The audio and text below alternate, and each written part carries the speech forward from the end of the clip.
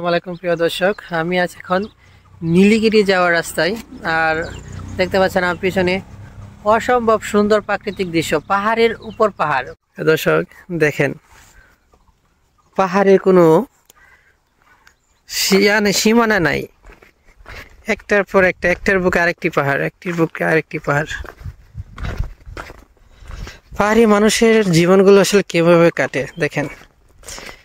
এখানে বিভিন্ন ধরনের তারা ফসল উৎপাদন করে, তার মধ্যে বিশেষ ক্ষেত্রে তাদের আগে ছিল জুম চাষটা ছিল সবচেয়ে বেশি, এখন বিভিন্ন ফলের চাষ করে। এখানে রয়েছে দেখতে পাচ্ছেন ড্রাগন ফল,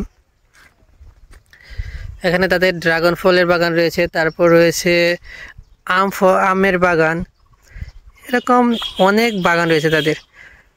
আপনাদেরকে হয়তোবা দেখাতে পারছি না যে সামনে যে অনেক উঁচু উঁচু কিন্তু পাহাড় রয়েছে, কিন্তু কুয়াশার কারণে দেখা যাচ্ছে না। আমরা জুম করে যদি দেখাই,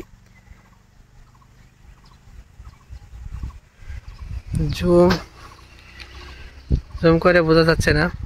ওই যে সাদা যে দেখতে পাচ্ছেন, এগুলো কিন্তু টেম্পল। অসম্ভব সুন্দর, এক কথায় আসলে অসম্ভব সুন্দর এই প্রাকৃতিক দৃশ্য।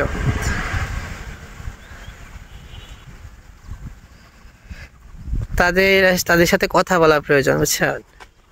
দেখি কাউকে পাই কিনা কথা বলার জন্য। পাহাড়ের চূড়া থেকে যে বাড়িগুলো দেখা যাচ্ছে একবারে ছোট ছোট। আমি একটা জুম করি, ওই যে একবারে ছোট বাড়ি, এখানে তারা বসবাস করে। তাদের যে বাসা বাড়িগুলো খুব দূরে দূরে দেখতে পাচ্ছি, এত কাছাকাছি না। আমাদের যে দেশের যে সিস্টেমটা, যে পাশাপাশি অনেক একসাথে দলবদ্ধভাবে বসবাস করে, আবার অনেক জায়গায় পতিত থাকে, এমন না। তাদের যে বসত বাড়িগুলো দেখছি আমি, বেশিরভাগ ক্ষেত্রে আলাদা আলাদা।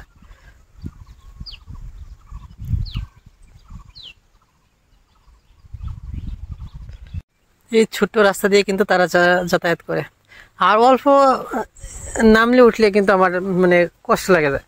আর তারা এতটুক পথ কিভাবে আসলে প্রতিদিন যাতায়াত করে, ওঠানামা করে, অবিশ্বাস্য।